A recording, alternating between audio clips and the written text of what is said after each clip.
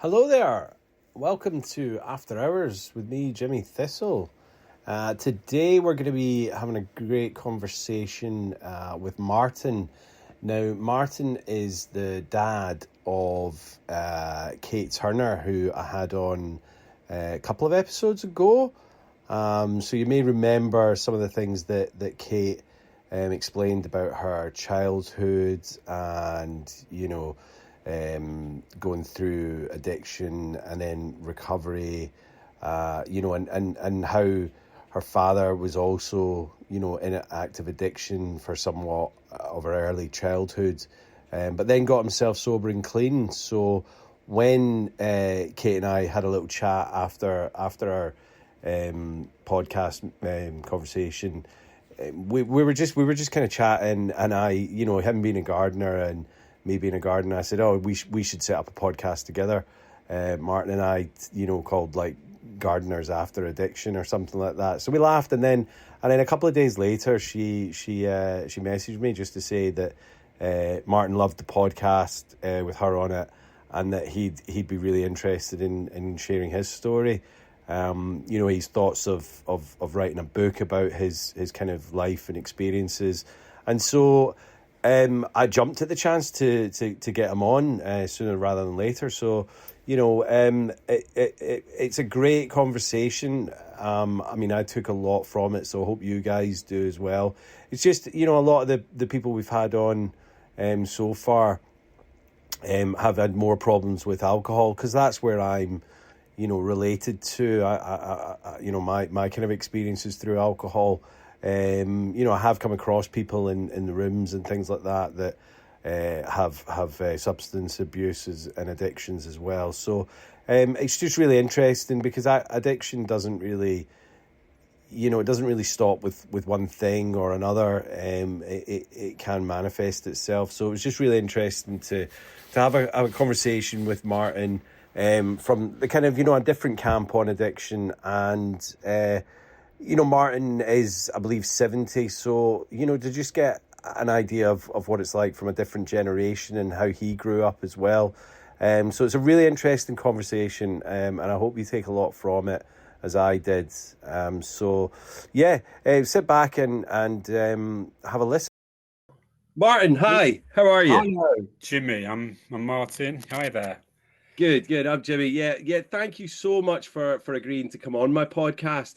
Obviously, the listeners will have heard Kate's amazing story last week, the week before. So I'm really pleased that you kind of agreed to come on. Obviously, whatever you're comfortable kind of talking about and wanting to share or not, that's entirely up to you. Okay. So tell me a little bit maybe about your kind of childhood, your teenage years, and then kind of when you maybe had your first drink. Right. So I really consider addiction as it's a disease of feelings as well as pure addiction. Mm-hmm. When I was young, growing up, there was 3 of us in the family until my brother came along 5 years later. My brother is 5 years younger than me. Mm-hmm. And then back then it was my mother, my sister, and myself. And my mother and sister were very close, and I felt a bit shut out as a wee boy. Yeah. And that carried on until really I left home. Well, when my sister was 16, I was 14. My brother was 5 years younger. My mother and sister fell out because she started going out with her friends more and seeing boys, and my mum felt, she's gone. She's left me. I don't see her. I never see her. Yeah. Huge arguments. I remember them well. My sister was a mod. Mm-hmm. I remember ironing her hair because mods had ironed hair, right? It was just like part of the uniform. I wore a Crombie. Anyway, so then we moved on. Then when that happened, my sister and my mother fell out. My mother put all her love to my brother, who was like, he was 9 Mm-hmm. and 8, that sort of age, and my sister too, and I just felt elbowed out all the way along my life. When I was 14, I picked up drink.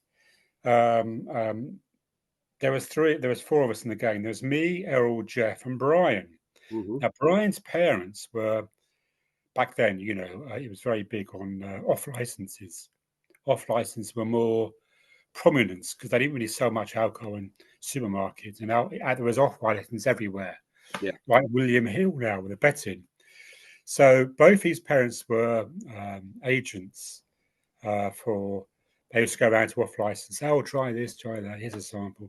And their garage was Aladdin Sane. It's full of alcohol. There was Tennant's, Tennant's Super. There was Foster's. There was Newcastle Brown. There was all the drinks you could want. Yeah. So, and they're all like, all the boxes were open, because they would take a can with them, just, the new products. So we were just drinking. And also the bottles of whiskey and gin and vodka, they're all open too. So we'd have a nip of that as well.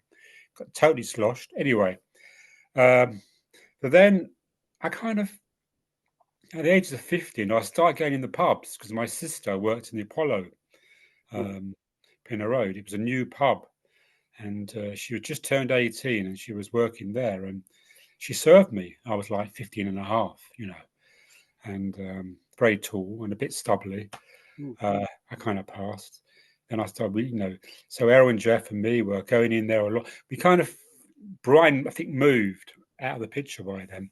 I think he moved. His parents moved. And we were drinking, quite addictively, try and drink 8 pints, 9 pints a day a night, maybe with a whiskey or something. I don't know. Anyway, but then another crowd of people were in the pub, and they're kind of like hippie-ish. There's Jean Bowles, she's passed since. She became my heroin dealer later on. There was Jan Bowles, there's Tony Bowles, and there was Mandy, and they were kind of like laid back, and they were smoking dope. And I said to them one night, "Oh, can I come back with you and try that lovely marijuana stuff?" Anyway, they said yes. And they went around amphetamines, speed, uppers and downers and things. So anyway, I started smoking dope. I didn't touch the other stuff for about a year or so. And so kind of my friendship. Sorry, Mark. What? How old were you at this point, and what I year? was about 16 then. 16, and is this kind of late 60s? Is it we're talking, or? I'm talking.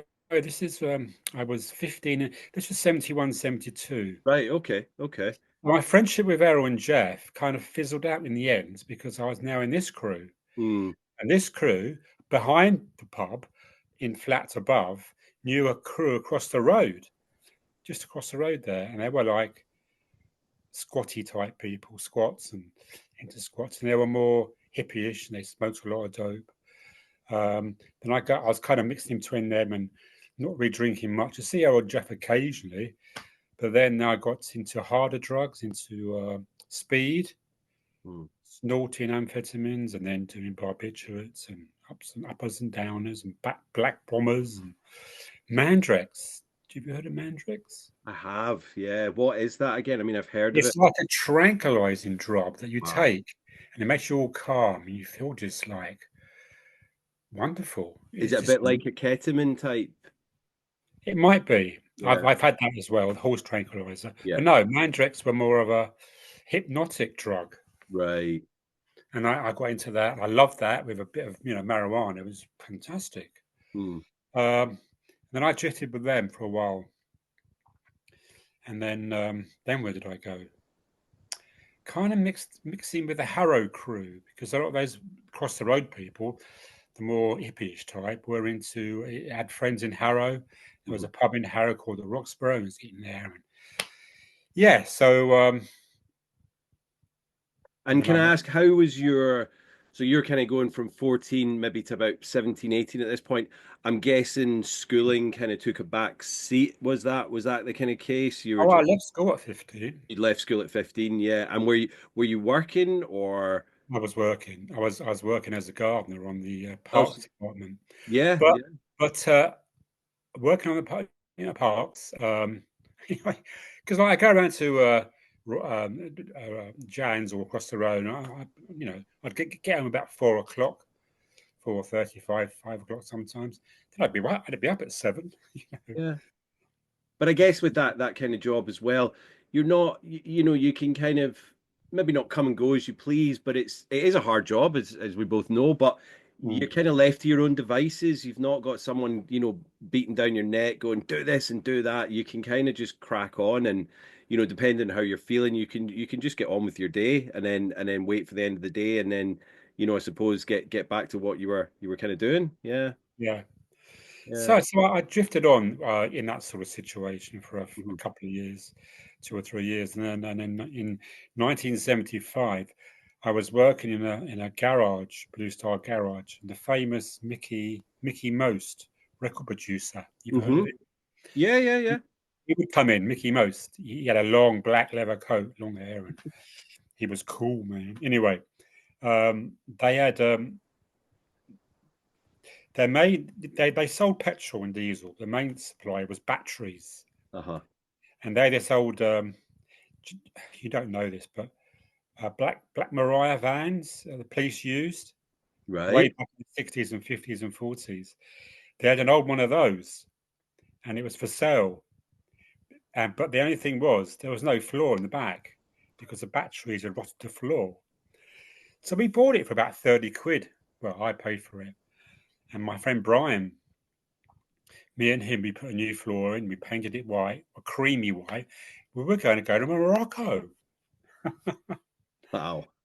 Yeah, that didn't happen, by the way. Right. Anyway, he kind of commandeered the van. It was my van, Yeah. and he was going to Milton Keynes, not Milton Keynes, over in North Sussex somewhere. Yeah. Mildenhall. Mildenhall. And he was going to the not really, American Air Base, Mm-hmm. and he was selling heroin to all the. This is then. This is 1975. I think the war in Vietnam had finished, but the Mildenhall base was due to the war in Vietnam, I think, Mm-hmm. and maybe that was still going on. I don't know. But anyway, there was an American base in Mildenhall, and he was selling heroin. And then I found out about this, and I said, Brian, it's my fucking van. I'm coming on time. Yeah. Anyway, on the way down there, I was pestering him to have a little go on the, I was already injecting because I was injecting the amphetamines after a while Yeah. because I was fed up with a burning nose all the time. Anyway, so I was pestering him. And then even the next day, I was pestering him. In the end, he gave in. He gave me a hit of heroin. And he was so angry. And he gave me it and threw the syringe down and said, "You fucking bastard." Anyway, and then I was sick. And then I had some more the next day. I was sick. And the day after, I was sick. Fourth day, I wasn't sick. But that's what heroin does to you when you first take it. It makes you quite sick. And And then, was there any yeah, parts of those first three times that you enjoyed, or were you just I thinking, enjoyed it, but I was being enjoyed it? sick. Yeah. It was quite bizarre, really. Yeah. Most, addicts are insane and they do crazy things. Yeah. Now, if you're not an addict, if you're not chemically dependent, you know, that bit in the brain missing, or whatever, you would stop, wouldn't you? You think, oh, I'm not doing that again. No way, man. Anyway, I Absolutely. just carried on, persevered until I loved, and the stuff he was dealing was really good. Yeah. And then my life became different set of friends again. Let go of the Pinner Road people and the Apollo people. My mum and sister and brother didn't know. Um, but then I started breaking into chemists. Mm. This is back in the late 70s, 75, 76, 77 it was actually. And then I started getting in trouble with the police. And then I started going to prison remanded on prison. Mm. I had to go in front of the magistrates the first time. I got a suspended sentence. No, I got probation first of all. Second time, suspended. On the third time, I had to go to London to the appeal courts in London. Mhm. 27th, 23rd of December 1977. I was with my to-be wife, um, my Jill's, Katie's mum. Yeah. I met her, and she, to be honest, I think she was only interested in the drugs because I was a burglar. And she thought, hello, this is great. Anyway, but we did fall in love afterwards. So I was in prison, and she stayed. She come and see me. You know, Yeah. I was in the scrubs for 3 months. Awful place. Yeah. I don't recommend it. Then they sent me to an open prison in near Aylesbury, and yeah, and then I came home, stayed clean and sober for a while. To be honest, Jimmy, I didn't want to leave that prison because I was in the cook. I was in the cook with Mhm. the cooks, cooking the meals for the prisoners. It was a And did you have any? Were you able to get a supply in there, or were you clean the time oh you? no, nothing like that. No, Nothing like that. I was really ill in the scrubs, withdrawing. But no, by the time I got to home prison, I was clean and sober a Yeah. few months. And but my lovely Katie's mum would bring me a little bit of cannabis under the tongue sometimes in. Right. And I met a guy from over my way where I lived, and he would have it smuggled in, so I'd smoke it with him too. Hmm. But when I got out, I didn't want to leave because, in a way, I was mini institutionalized because I quite happy to stay another year or so too. Well, you Uh, felt. I guess you felt you had a. You had a purpose in there, and the alternative was coming back out, getting back on the drugs and robbing again. I suppose that's maybe all you kind of saw of what was on the outside for you. well, I didn't rob again actually when I came out, Hmm. but within a few weeks I was drinking, but still staying clean off the substances, but I was Hmm. staying clean, just drinking like a fish, you know, Yeah. madly. Now, at this time in 1979, I came out in January 79. By March 79, I started my own gardening business. Hmm. I started my gardening business in 79, and I've done it ever since, apart from the 9 weeks I was in treatment in Right. 87. I was in treatment in uh, in Western Supermare. Anyway, apart from that time, I'm still doing it now to a little degree. Not I got 2 jobs. It's Yeah. 3 hours a week maximum, no more. Anyway, I love it. I love gardening, and when Same. I'm gardening, I'm with God. It's a spiritual. It's like meditation for me. Hmm. Um, in fact, I was gardening yesterday and the day before. Yeah, so I don't do much because now I'm diabetic. I get tired very easily. And it's a tough job. You're out It's walking just- about, and the fresh air is enough to kind of knock you out as well. What I find, I'm always shattered at the end of the day. But and so you got out of prison, and sorry, forgive me. What was your wife's name again? Was it Jill? Gillian, yes. Gillian, yeah. So at what point, did you kind of decide to start a family? Obviously have Oh kids. no, we didn't decide. Didn't decide to start a family. Uh-huh. She became pregnant, too much to our disbelief because she was very poorly. She had diabetes type 1. She'd been diabetic since she was 3.5, 4. Right. And she had lost her eyesight in 1980. And the Hammersmith Hospital, under a Professor Kona at Moorfields, Hmm. Moorfields is a famous hospital in London, got her sight back by using laser. Oh wow. But back in 1980, laser wasn't being used. No, not at That, all. I don't think. no, it wasn't. Back in 1980, it was an experimental stage, and she was actually a guinea pig. And it worked. Yeah, yeah. Basically, with diabetes, the sugar attacks your eyes, and the insulin attacks your eyes. Now, at the back of your eyes, Jimmy, you've got mirrors, Yeah. right? Like mirrors. So when you see, it goes straight to that mirror, right? And then that mirror is connected to your brain, your computer in your head, and that gives you the vision, right? Now, with Jill, you Mhm. there, Jimmy? Yeah, You've yeah, yeah. frozen. Sorry, yeah, no, yeah. Oh, there you are. So with Jill, one of those in one eye, it totally 90% had smashed, basically smashed. Yeah. In the other eye, it was about three quarters good. And what they managed to do with the laser in the bad eye, the little bit she had, they managed to seal it, right? Right. So she didn't have darkness in her bad eye. She had movement, but there was no focus, and there was, no shapes. But so she wasn't in the bad eye. She wasn't in a world of darkness. But in the good eye, Hmm. they managed to save 75%. Wow. But when you have all this surgery, this laser treatment, you get a lot of stuff floating around because it causes a lot of stuff, debris in your eye. Yep. So every 6 months, 9 months, she had to have her eye sucked out, the good eye, all the gunge, Oh, right? Every 9 months, every year. yeah. She'd have a lot of floaters. But anyway, so she could see. But anyway, also she had bad circulation. She had her kidneys were failing.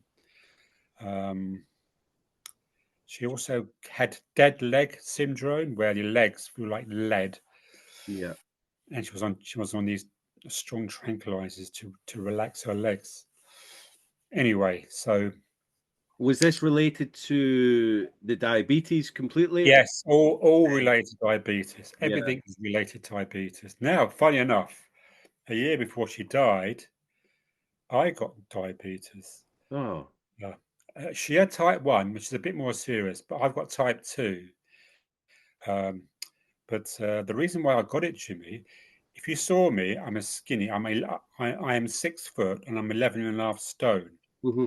So I'm quite a slim man. Yeah, yeah, absolutely. At 70 years old, I'm very slim. And but the reason I got it was because my great great grandmother, my mum's mum, had died was diagnosed diabetes in the 1920s, Wow. and she was in her 50s, 50 years of age. And so it's hereditary, really, then, yeah. Yeah, yeah. So back then there was no type 2 or type 1. She just injected every day, but she lived till she was 90. Yeah. Let's hope. So let's talk about the addiction. Mhm. So we got married in 81. Sorry, we got married in 1980, Yep. and then Kate came along in 81, and we carried on using till in 1983 or 84. The doctor suggested we try methadone Hmm. would help us because it takes away all the withdrawals. You don't need to use heroin. So back then, if you lived near London, Hmm. we lived in northwest London. If you lived in London, you had to go to Paddington's hospital, Yeah, St to get a Mary. prescript, yeah. It's a famous hospital. Anyway, uh, in a little shack.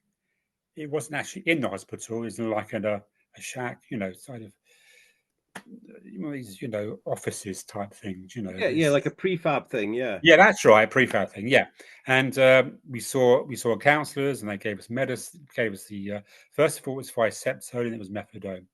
And I saw a count once a month. We had to go down there and talk to our counsellors. And after about 2 years, he said, "Oh, it's not working." 2 or 3 years, he said, "Try NA. Why don't you go to NA?" NA started here in 1980, so it's Hmm. been going a few years, and it's a lot of people are getting clean that way. Try that. So we tried that, and after about a year, they said, "Oh, it's still not working, is it?" So we said, "No, no, but And it's sorry, Martin. So you were on, so from my understanding, methadone, it's a liquid form, isn't it? yeah." Methadone is given to addicts. Yeah, and it's from my understanding, it doesn't, it just stops. You're still addicted, obviously, because you're using the methadone rather than the heroin. You don't get stoned. Yeah, you don't have any of the effects of it, so you're not getting the high or the But you know. you are getting stoned the first month or so, but then Yeah. you don't get stoned anymore. But But you've still not gone through that withdrawal, have you? no, It's no, still in you, you yeah, don't get ill. yeah. No. So But how long were you on the methadone? And were you touching the heroin at all when you were on the methadone, or was that just pure? come on, Jimmy, I'm an addict. Yes, I'm Okay. still using heroin, Yeah. and Yeah. also then the heroin is working much better because the methadone is taking all the side effects away. Plus, I was doing Mandrix occasionally, diazepam, Valium, marijuana, drink. Yeah. I But just you're also getting the free script from the doctors. yeah.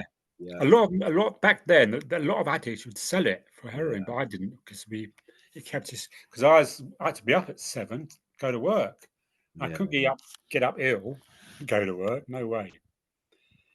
But I think I had that's this that's the routine. fascinating part as well, Martin. Sorry to interrupt, but the fact that you were obviously a highly functioning addict, that you I still was.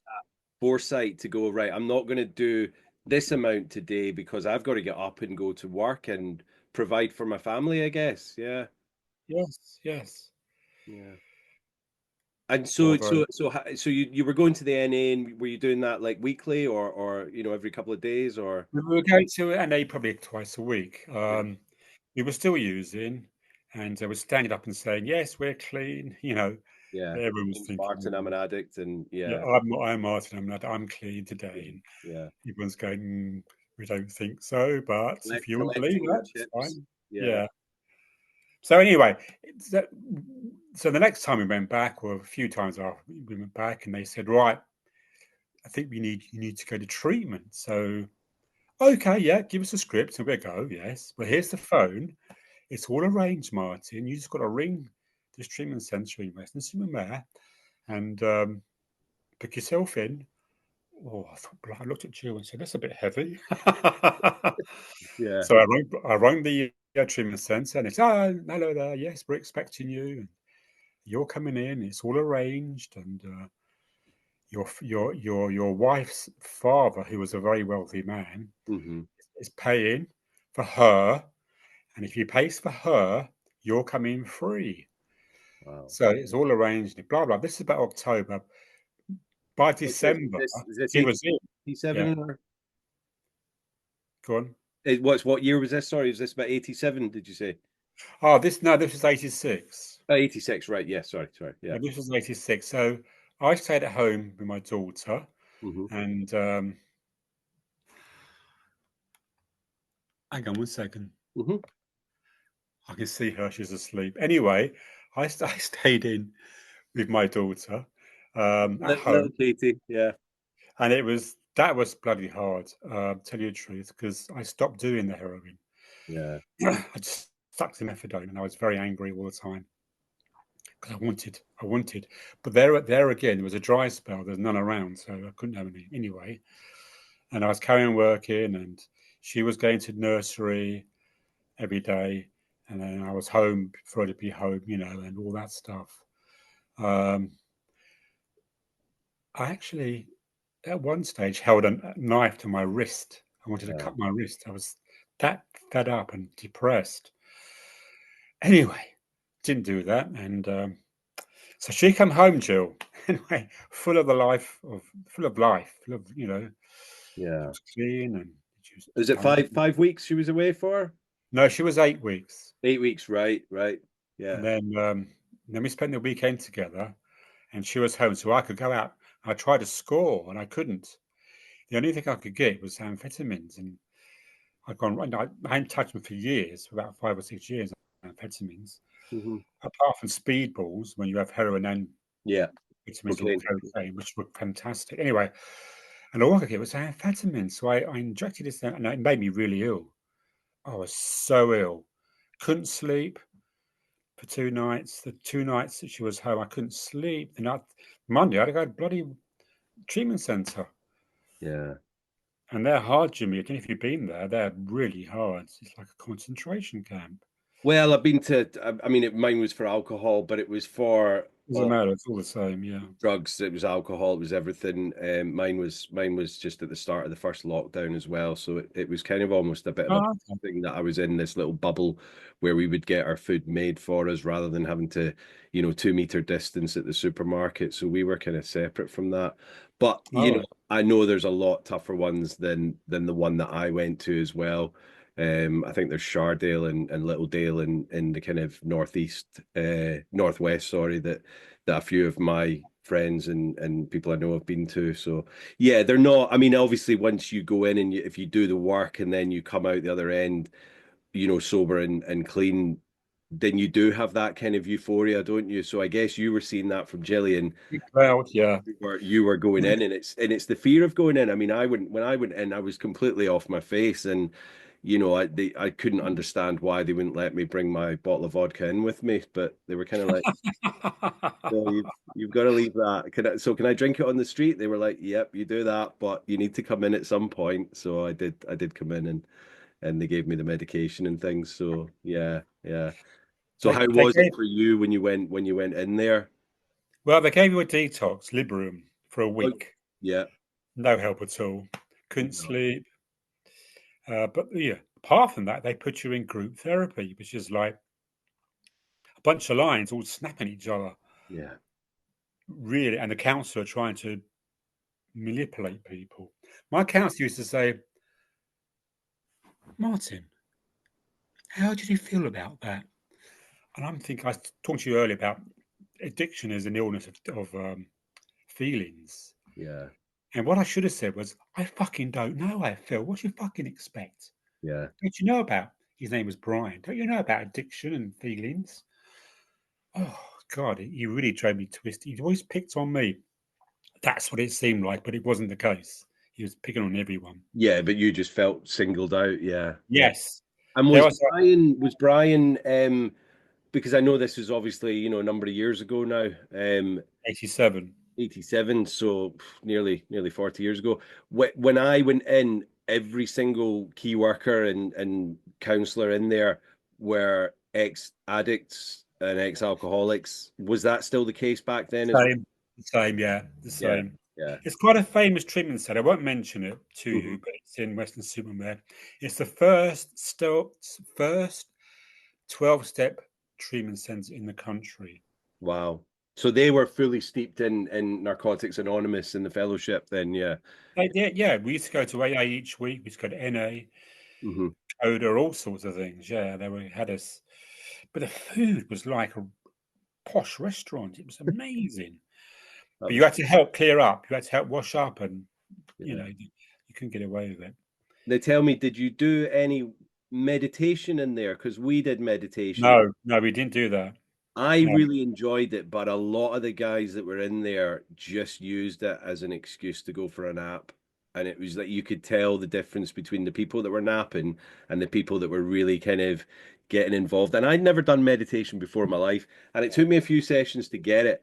But then I really did kind of get to that place between the kind of, conscious and subconscious, like being awake and being obviously passed out, and you could hear guys just snoring over in the corner. But I really enjoyed the kind of meditation side of it. So they maybe brought that in later on. So did you really? It sounded like you struggled at the beginning, but then did you start doing the work and really kind of obviously Right. done So any before? Yeah, carry on, Mark. what you got to do in there, Jimmy, is do the first 5 steps of recovery, which is a bit of joke because how do you do it when your mind's all twisted and contorted? You can't do it really. Yeah. So And step it one, takes it takes some people like months and months to do even 2 steps or 3 steps. So you've got to do five within eight. yeah.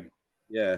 I can't remember. I haven't been to a meeting in almost 4 years. So we came to read the power creating ourselves. That's step two. Restore us to sanity. Step three is we ask God into our lives. Step four, right? So I did those first three quite quickly and Hmm. they were accepted by my counsellor. But step four, did a step four. I didn't ask for help. I'm not very good at asking for help. And my counsellor said, ask for help. Don't do it on your own.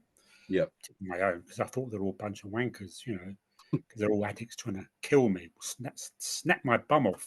Yeah. So I did it on my own. Anyway, you got to read it out, step five, into the group. They loved it. They tore into me. Wow. They just tore into me and said it was a load of rubbish. You just made that up. You're saying what you think we should hear, and all that stuff was coming out. Yeah. So my counsellor said, right, it was Brian. He said, all right, Mike, right. you're out of here within a week. You'll be out of here a week today, unless you do a proper step 4 and get on with it and do it properly and ask for help. So I did that. Mm-hmm. And then every session that I went to, the counselling group therapy every day, we had one a day, Mm-hmm. was it two, one in the morning, one in the afternoon. Every session, the counsellor would say, who would like to start? I would, me. And he would say, so then he would say, well, anyone who would like to open, apart from Martin, please go ahead, right? And he wouldn't let me share again unless I was sharing back to someone else, after it started. Yeah. And if someone pissed me off after that, like they took my ashtray, I'd say, give me my ashtray back, please. I really stuck up for myself. Yeah. I really was on the program. I was really on the ball. Yeah. And in fact, when he told me this, and we hugged, and then this one guy, everyone left at the meeting, and one guy stood behind because he knew I was about to burst. And he grabbed hold of me, and I started crying. I'm not a person that cries. As a kid, I didn't cry only once. Mm-hmm. So I cried my eyes out. I was shaking. I had soaked my clothes. I was shaking. Tears were pouring like a baby. And then he said, "Look, okay, man, go and find your counselor and tell him you're going to do it. You're going to do this program, right?" Mm-hmm. So I went around the house looking for him. I couldn't find him. Then I burst into the counselor's office, right? And there he was. And I said, this was Steve, my counsellor, not the guy that takes the group. This is Steve, my counsellor. Mm-hmm. I think he's since died. He had MS. Anyway, I said, right, Steve, I'm going to bloody work this program to best of my ability and get on the bloody program because I don't want to go and use again. And he said, fine, Martin. Well, start right now. But in Yeah. fact, I can see you do. I can see you want to work this program. So let's see some changes from you. Anyway, so from then on, I was just on it You all were the time. committed. Yeah. Yeah. And I think that's what it takes. Sometimes it's that kind of tough action from the people that know they're just not gonna like, pander to you and go, yeah, you do it as you want. They're gonna like, you've got to do the work, you've got to be the one that wants this because no one else is gonna do it for you. But it's okay to get the help. That's Yes. the kind of main thing. We can't do this Yes. on our own. There are people out there that can manage to do it on their own, and that's great. But Yes. for me, I was just a mess, and it was when I started asking for help that kind of really was the kind of the turning point for me. This addiction malarkey Yeah. is you've got to ask for help. You can't do it on your own. No. Addicts can't do it on their own. They need help. That's why you need to know about sponsorship and Yep. in the fellowships. I've got a lot of sponsors. I'm not a great sponsor. Um, I, I near lockdown, just at lockdown, when we were in lockdown, Hmm. um, it all suspended, and we went on to Zoom meetings. Yeah. Remember that? But anyway, so I moved to Devon in 2017, and so 3 years later, 2.5 years later, it was lockdown, and for the group I was going to, I won't say where. Hmm. I found them very cliquey. Uh, they all they all went to school together. They all Oh. used together. They all found recovery together. Um, And they didn't want to let anyone else in, I can imagine. Yeah. no, I think I've been used for doing because I was a service junkie. I like doing. I like helping people. Yeah. Yeah. Um, so I stopped going. Yeah. The only guy that two people. There was Mad Kate. She had bipolar, and she was like on the verge of schizophrenia. She's an artist. I loved her because she would just spoke her mind, Yeah. and she would say, "You're a bunch of assholes. Stand up, screech her chair, make a really bad noise," and she would rush out and slam the door like all the glass about to fall out. I'm in contact with her. She's an artist, and she's still Yeah. mad, but I really like her a lot. And also my last sponsee, a black guy called Tony. And I say, "You black bastard!" Anyway, he was like, "Yeah, you're right there, Martin." He had no chip in his shoulder about being black, Yeah. and I have no chip on my shoulder about being white. And we got on like a house on fire. Well, And we that's did it. it. When you're kind of colorblind in that respect, it doesn't matter who you are. No, no, it doesn't. No. I did a step 4 and 5 of him, and probably the best one I ever did. Yeah. He got in touch with me on Facebook. He said, "Oh, might be great to talk to you." And his sponsor died. Anyway, so I'd love to get in touch with you. And I said, "Oh," got back to you and said, "Can we talk on WhatsApp? Because I don't really get talking on Facebook. Mhm. You never know who's listening." So then he texted me back on Facebook and said, "Well, just give me a call, Martin. You got my number still?" So I called him the other day, and yeah, and he was actually working Yeah. delivery. He's a deliverer. He delivers food for a pizza chain. So I might, see him again and do things. He's just going back to the area where I never go back to. But I wouldn't mind finding another little AA meeting. Yeah, and just catch up. I mean, I found so when I did the treatment and then I did relapse, but then when I moved to the Isle of Man, that was when I got sober and I decided to go to the meetings and I was just doing everything that was available. So I did AA, but I just didn't, whether it was the group or the mentality of AA, it didn't really sit well with me. And then I found NA, and although drugs weren't a major issue with me, I You done drugs prefer NA? You prefer NA? much preferred NA. Yeah.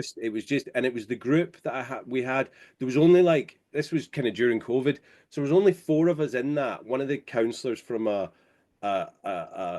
charity over here called Motivate, an addiction charity, he set the NA up off his own back. So it was like Right. on a Thursday evening. And obviously alcohol's a drug, so I was accepted with open arms.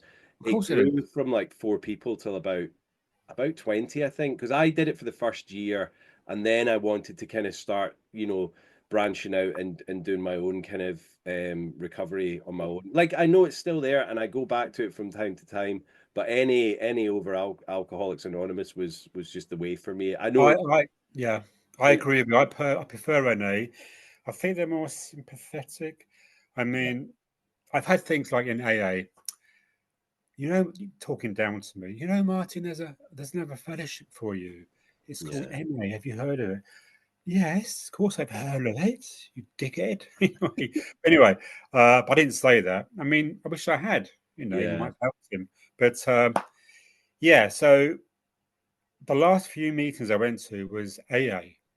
Hmm. Um, it was after lockdown. It was like 3 years ago. It was, but you can meet again. But you still had to wear a mask in jail. Um, and me and the guy, so I live on the coast, and the guy had moved here, and me and him kind of struck up a friendship, Hmm. and we used to go to this AA meeting, and we would go for coffee occasion as well, and do cinema and things like that. He went to Bideford, but now he's back in my area again, and I must go and see him sometime because he's highly disabled. No. He's had strokes, and he's totally balmy like me. Yeah, but so uh, I wouldn't mind finding an NA meeting Yeah. And the thing is, nearer. there's plenty about. I know there's loads on Not Zoom. around here. There's not. No. Well, I suppose I forget Devon is kind of, I suppose it's quite like the Isle of Man. It's lots of like countryside and not many people. Now, Martin, sorry, going back, so when you came out of treatment, was that you? Have you been clean, sober ever since then?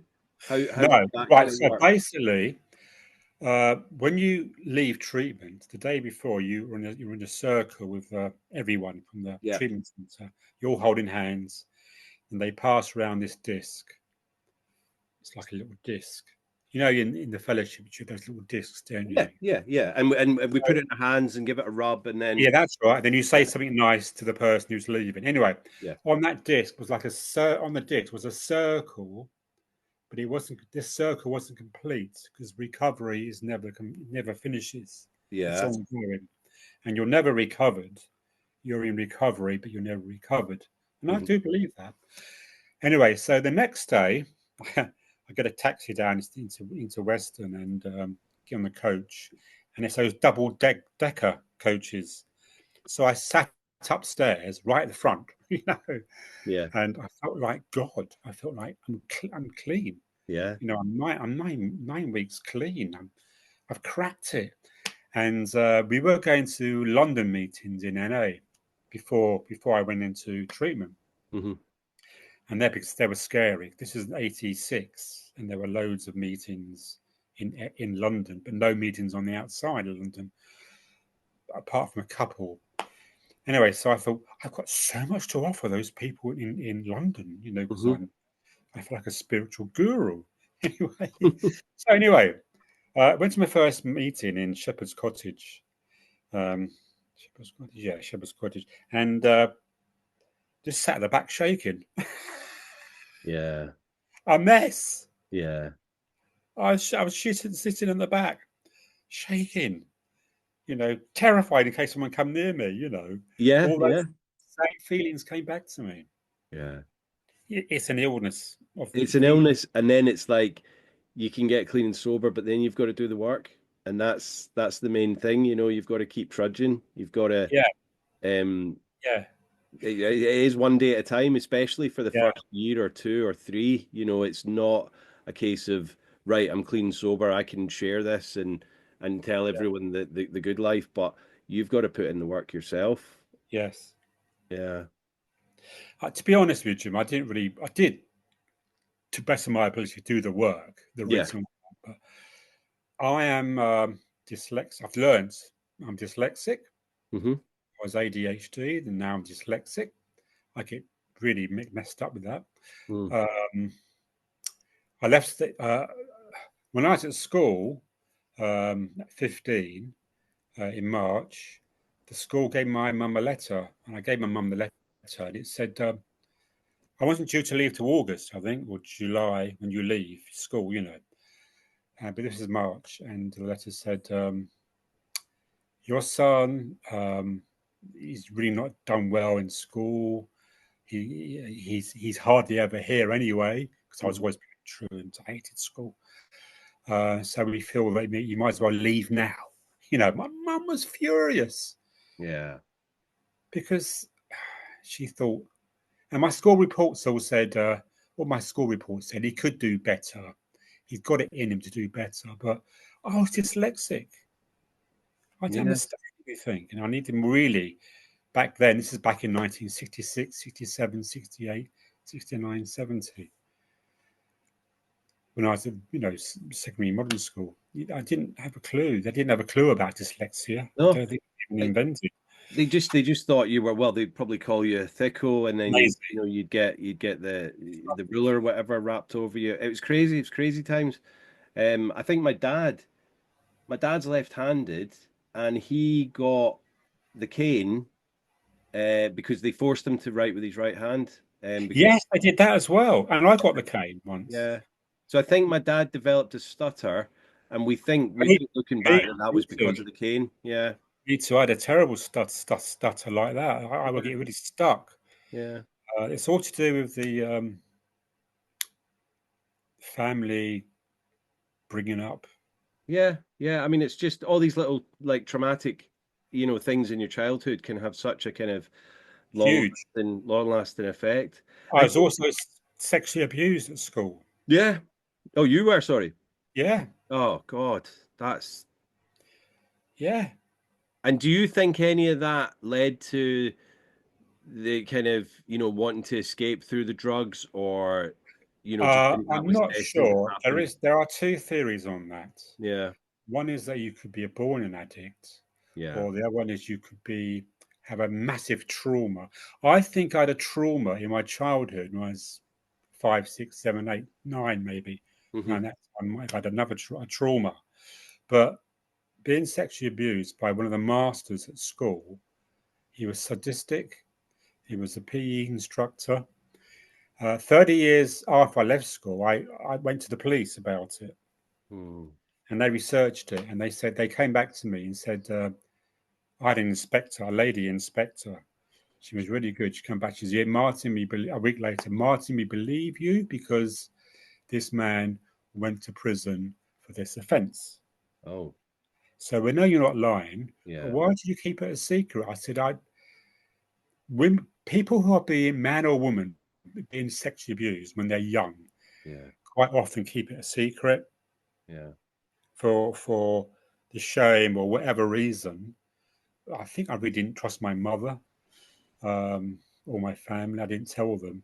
Should I would come home from school mm-hmm, if it happened that day. It didn't happen every day. If I come back from go and lie in my bed, right? My mm-hmm, mum would come up and say, "What's wrong with you? You're usually out playing. What's going on?" But she didn't stay and sit in the bed and say and talk to me about it. She was angry. yeah, So of course I'm going to tell her because it's not safe. Anyway, so I told her 30 years later, and do you know what she said? She said, "Yes, I knew there was something going on. Why did you tell me?" In an angry voice, you know. And I yeah, should have said, "Well, mum, because it wasn't safe, was it?" Obviously. yeah. But I didn't say that because I always keep these things to myself. So traumatic, yes. And I About think, 20 years ago, 25 years ago, maybe, when you were a little boy, maybe, Trevor McDonald came on the telly and said, it was news at 10. Addiction, he says. Addiction, it is true. Addiction is an illness. There's an imbalance in the brain that most addicts have and mm-hmm, other people don't have. So it could be you're born with it, or it could be a trauma. You might be a bit of both. I really don't know. But yeah. I think that when I was being sexually abused at 11, sexually abused at 11, I was still a boy. Didn't really know about the facts of life properly. It wasn't Yeah, too. you didn't know what was going on. And I think with your mother, it was probably a kind of confusion, anger, and frustration. You know, she probably wasn't she didn't mean to be angry with you, but she didn't know how to deal with that, you know. So Well, sometimes for yes, them it's easier to just kind of brush it under the carpet and hope that everything's kind of gonna be okay. Obviously it's not, and I'm sure, you know, yeah, she'd maybe love to have kind of helped you with it, but yeah, I mean, I don't know the situation obviously, but it's traumatic, and I have no idea, but it's interesting what you say that there is those different you know, thoughts on it. Are you born with it? Is it hereditary? Um, is it a case of some people, because these are drugs and they're addictive drugs, is it because if someone takes a liking to it and does it far too much, then they become, you know, addicted to it? It is a difficult one. Um, yeah. yes, that is true. I mean, people I used to use with before I go into really heavy drugs, Hmm. you had people like weekend users Yeah. who weren't addicts. They just liked it and they'd use it and they'd grow out of it within Yeah. 2 or 3 years. But going back to the my mum, Yeah. um, through the rooms of fellowship, and also I've done a lot of private counselling. Hmm. Um, I've learned that my mother, because the first 20 years of my recovery, I blamed her. You know, she could have given more time for me when I was being sexually abused and asked me what was going on. Because my daughter, when she was being bullied, I just sat on her bed. I remember one day I just sat on her bed for about an hour and a half, Hmm. and then she told me she was being bullied. But my mother wouldn't do that. She would stay for 2 minutes and say, "What's going on?" And blah, blah, blah. Then she'd go downstairs again. So, but since then, so after I got clean, I kind of blamed her a big part. You were never there for me, mum. No emotion. But since then, talking to counsellors and talking to people in the rooms, in fact, my mother had a worse childhood than I did. I mean, my mother she was born in 32. So in 1942, she was 10. Hmm. Now, in 1942, her mother, my grandmother, she had an illness. It was called sex addiction. Yeah. She Right. loved men. She was out all the time with men and party. She was a party girl. It's in the war. It's 42, 1940, Hmm. 45. She was out. And And then they moved to West London, where I grew up, and my mother was just in a flat on her own. Now, prior to that, when she was young, before the war, and my mother was out every night, and my grandmother rather, and Mm. my mother was passed. My grandmother had 9 brothers, and she was Oh, passed to pillar to post. yeah, yeah. She didn't know She where got she belonged, really. Yeah, she never got any new clothes. When they got sweets through rationing, the World War II, she got no sweets, nothing like that. She had a really terrible. And my grandmother's mother, the lady I got the diabetes from, she was a Victorian ogre, and she would say to my mum, "Right, go to the village store and get this. I'm mm, timing you. 12 minutes there and back. Get this. If you're not back in time, you're in trouble. You get a bash." So my mother had a terrible childhood. Really, really not no love shown, anything like that. yeah. So it's no wonder why she didn't Didn't know know how how. to express love, did she? If she'd never No, had she never anyone to expressed hug. love. If you wanted a hug, you had to go and get it. Yeah, yeah, And then in later life, after I was clean a few years, I'd say, "I love you, Mum." She'd say, "Oh, I love you too." I say, "Do you really?" "Well, of course I do. Of course I love you." But she wouldn't show love. She wouldn't show love to no degree at all. yeah. It's just that frustration, isn't it? And that they're almost not equipped to deal with it and to show it because they've never had it themselves. No, they Yeah. haven't. Yeah. And so going back to like what we are saying about the starting of the drugs and that, what would you say? This is quite an interesting one, but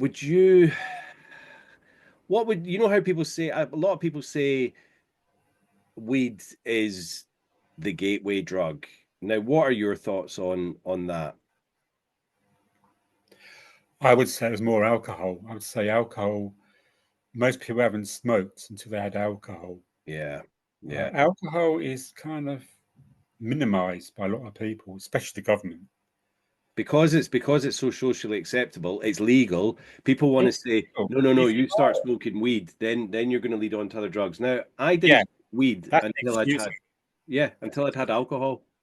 Uh, Yeah, it's 99% of people haven't smoked weed until they've had alcohol, unless you live in a commune somewhere. Yeah, and I Uh, find it very strange. I think a lot of people haven't smoked a cigarette until they've had a drink of alcohol. You know, I didn't start smoking cigarettes until I'd had a drink. Everything for me started from alcohol. I can't remember that far back. I think I was smoking before I was drinking. Yeah. Back in They used those used to days, just give cigarettes out in those days, didn't they? They were just yeah, handed out in the schoolyard, weren't they? yeah, 1969. I was 14 in 69. I started smoking in 69. I think I Yeah. started just before. There was a tobacco shop in the town I lived, old fashioned, and in the front window, it's Victorian design windows with Corinthian towers. It was really Oh an old yeah. Yeah, yeah. building, really curiosity shop. They'd have pipes and they'd have smoking jackets and smoking hats, and it was all Hmm. oldie weldy. You go back 100 years, and you could buy cigarettes. You could buy a single cigarette Single ones, yeah, yeah, for a farthing or a halfpenny, yeah. or five singly, or you could buy 10 in a packet.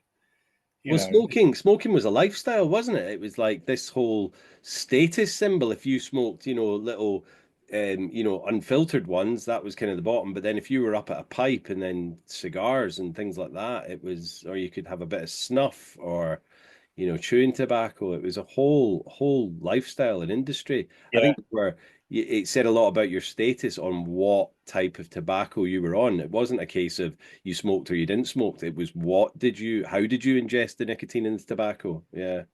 And now it's nicotine chewing gum. Chewing gum or vape, or I think they've got these things.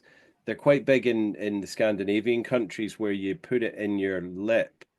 I can't remember. Is it snoots? And it's like a little tiny tea bag full of nicotine Nicotine. tobacco. Yeah, and it's got little tiny cut, like almost bits of glass, so it cuts your inner lip. and you get the nicotine in that way.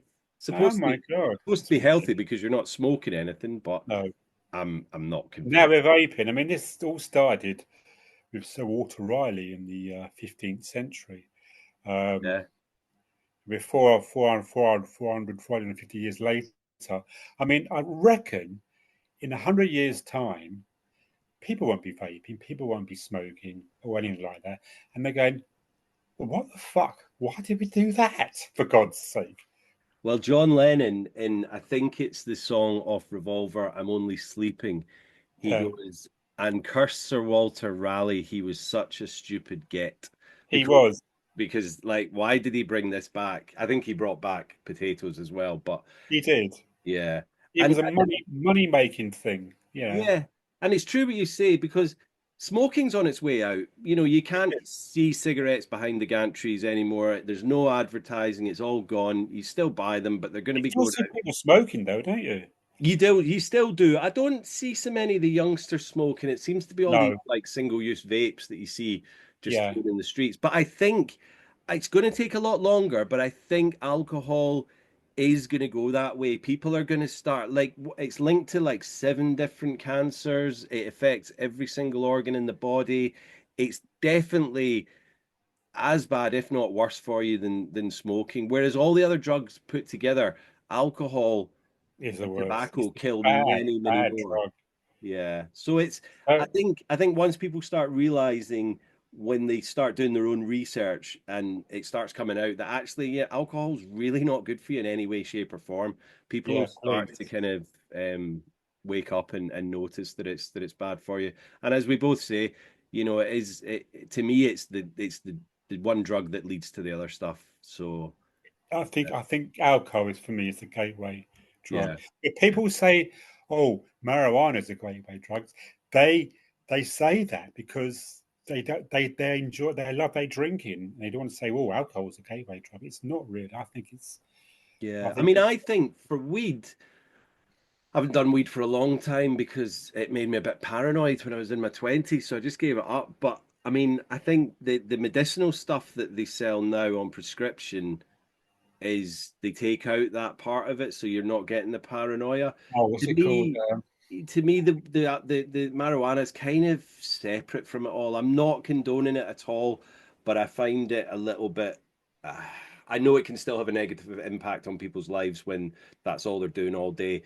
Um, but you know, compared to some of the other drugs out there, it's and alcohol, it's really bottom of the list in my respect. And if it does have medicinal purposes, then you know I'm all for that as well. The only one that's bad is skunk. You've heard of skunk? Yeah. That has been modernized by man.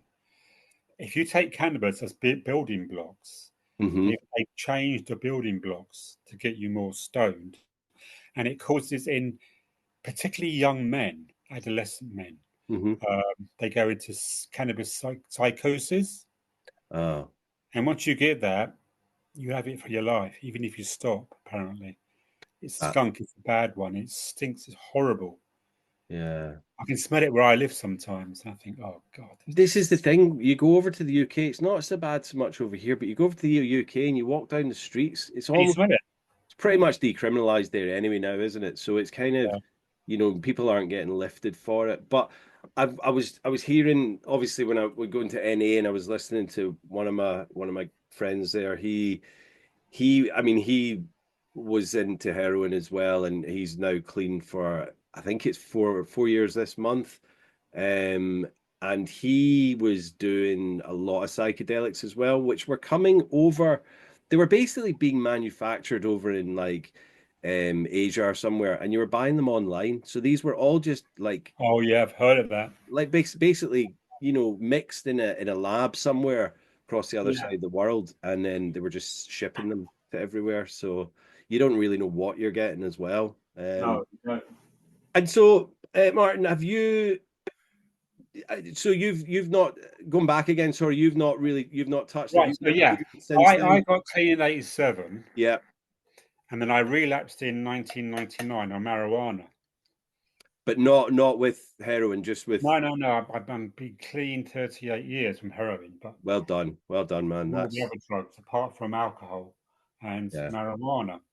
And I relapsed in 1999, and I got clean in April 2008. right. Yeah, Haven't used alcohol or drugs. well done, man. That's so amazing. Yeah, But yeah. I'm not going to meetings. Now, a lot of addicts need to keep going to meetings, but I don't. Um, I See, don't I know. was told when I'd done a year, and there was that whole mantra, like, if you don't go to your meetings, you're gonna relapse, and that's gonna be the end of you. Because like I've said to a lot of people, I've had many relapses in the past, and when I got sober this time, I definitely have another relapse in me, but I don't know if I've got another recovery in me. So when people started saying, if you don't go to meetings, you're gonna relapse. And then one time during the lockdown, we couldn't get into the building, so we couldn't have a meeting. We did take it outside and we had it in a park, but that was in summer. And I just thought, what if I can't get a meeting? How am I Yeah, going we to did that as manage well. We did this? that. Yeah. Yeah. So I started pulling myself back from the meetings at that point, and I thought I just need to do this on my own now. But the first year was paramount for me. I needed that whole militant aspect because I had nothing else going on in my life, and it would have just been I would have just strayed away. So I needed to kind of have that commitment and that methodology at the beginning. So yeah. I've been doing, sorry to interrupt, I've been No, doing no. meetings from 87 Hmm. to 2020. Wow.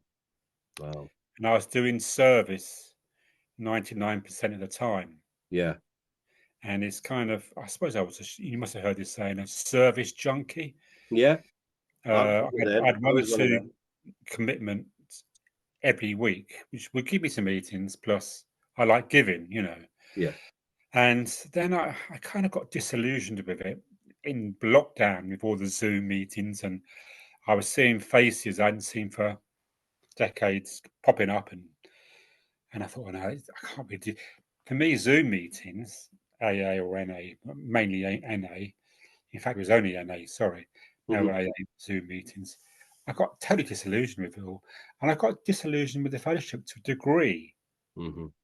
Um, because I couldn't make friends in AA. I couldn't make friends. I tried, didn't want to know me, so I kind of got disillusioned, and I transferred that wanting to help people to helping people in the community.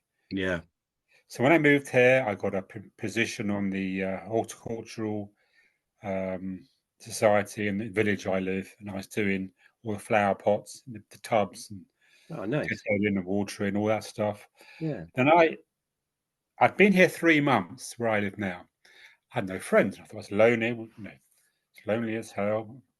I was going to meetings, but it was Hmm. lonely as hell. And I was in the village store, and the lady Vi, who was, I knew in there. I said to Vi, I said, been here 3 months now. I'm lonely as hell.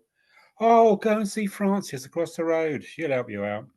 So I went to see Frances. Her husband opened the door, and she goes, "Yes." I says, "Oh, I've been told to come and see Frances. Who are you?" I said, "Well, I've been seeing Vi, and I'm kind of a bit lonely." And oh, hang on, Frances. And Frances comes down, and she made me a cup of tea, and we talked, and she said, "Oh yes, blah blah blah." And I found out later she was a medium. Anyway, Oh. I know. Anyway, so I got talking to her. She said, "Oh, there's a history group, and there's this group, and they pick up litter once a year, and there's that group, and here's Nora Jones' number, and here's that number, blah blah blah." And then the next night, she phoned me up. She said, "Oh, we have a medium group every Tuesday night. Why don't you come along?" I said, "Oh, okay." And I thought, put the phone up, blimey, it's like the witches of Eastwick. You know, witches' coving going on here. Oh my God, they're very interesting. And she goes into trances and talks to people who on the other side get in touch with her, put her hand on her shoulder. Anyway, and then through Frances, I got loads of friends. And Wow. France, still, she was my best friend for a long time. And then I've met someone else through her. She's 6 years, Chrissy, she's 6 years younger than me, Uh-huh. 5 years, but she's lovely. She's just a sweetie. And also, another thing is, most of my friends are women. I've always related to women better than men. Yeah, I'm not I good at hear that. men. Anyway, so um, I do have a few free male men friends, but yeah, Mhm. most of them are women. I kind of, God's said to me, indirectly maybe, help where you can. So I still prayed, I do the Lord's Prayer, I do the step 3 prayer, Mhm. wherever I can help, be gentle and kind on myself Mhm. and others. And if there's someone who wants something, I will step forward and help, Yeah. no matter what it is. So I've transferred that helping others in NA to helping people in the community, and that fills that hole in me, that crux. Yeah. Makes just my self-esteem, my self-worth is increased because I do that. And I think I've always said this, a lot of the stuff that I learned in the fellowship, like what you're saying, and keeping your side of the street tidy and all of that, it's just a mantra for life. It doesn't have to just be for people in addiction or, in No, recovery. that's right. It's a great way of just living your life. And I think, a lot of people can take heed of that and just start to kind of respect people about you. Think about how you're treating other people because you don't know what they're going through.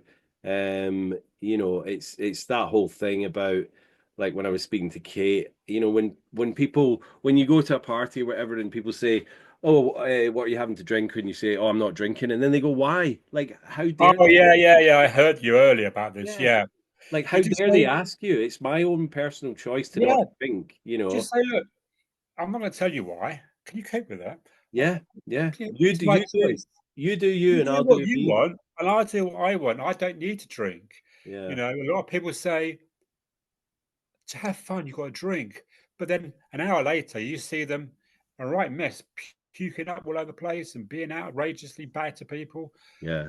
You And it's call it funny, if fun. you go into a pub about maybe say 3, 4 o'clock, and I don't frequent a lot of pubs, but like if you go in there about 3, 4 o'clock, you can get in the after work crowd coming in, and it's fairly quiet. Then the volume just goes up. Once I know people had like one or alcohol two does that. drinks, yeah, I lived in Buckinghamshire for a while in this lovely little cottage, and there's my garden alleyway, and then there was a pub. hmm Now, Saturday and Sunday afternoons, don't go there because you go on, because it starts off nice and cool, and about an hour later, and it's usually women cackling, alarm, oh my god, yeah. it's just so annoying. Well, we went out for a Christmas do a couple of years ago, and it was all the kind of recovery lot, and we went for a meal, and then a few of the guys were like, "Oh, well, let's go to this place because I think there's like a band on," and we went into this pub. The band weren't on, but it was so loud, and maybe it's my age. I'm 46 now, so maybe I'm like, I want a quieter time. But we went from there, and then we went to a cafe that we know. It's a little nice coffee shop, and this was been about maybe 9 o'clock. The pub was absolutely just like you couldn't hear yourself think. And then we went next door to this coffee shop, and it was just perfect. There was still probably just as many people in there, but they weren't shouting over each other. They were just having decent conversation, and it was like night and day between the two. So yeah, yeah. Anyway, Martin, I think we can unless you've got any questions for me or want to add anything, we can kind of maybe wrap it up there. Yeah, I just want to end with this really Yeah. that I live my life now. I mean, have you heard of the washing machine syndrome? Don't think so. Go on. Well, basically, your head is like a washing machine with all this stuff churning round, and every day or week when you put new washing, these new stuff all worrying you, washing, spinning round your head all the time. Yeah. It's whirling. It's known as a washing machine. So anyway, so I don't have that no more. It's gone, that washing machine. And I put that down to God, really. Yeah. So I kind of, the main tool I feel in recovery is, could be all self-centered. Addicts, alcoholics, sex addicts, gamblers, we're all self-centered. Hmm. Got to take away that self-centeredness and Yeah. help others as we've been helped. People have helped me, and now I help others in any way I can. Not so much in the fellowship, although I'm thinking of going back to the fellowship. But when I find a quiet little NA or NA meeting Hmm. within 5-10 miles from me, because I had to go. It was the nearest meetings to me are 25 miles this way, 25 miles that way, or 25 miles that way. And it's just they start at 7:30, and I'm kind of knackered at 8 o'clock.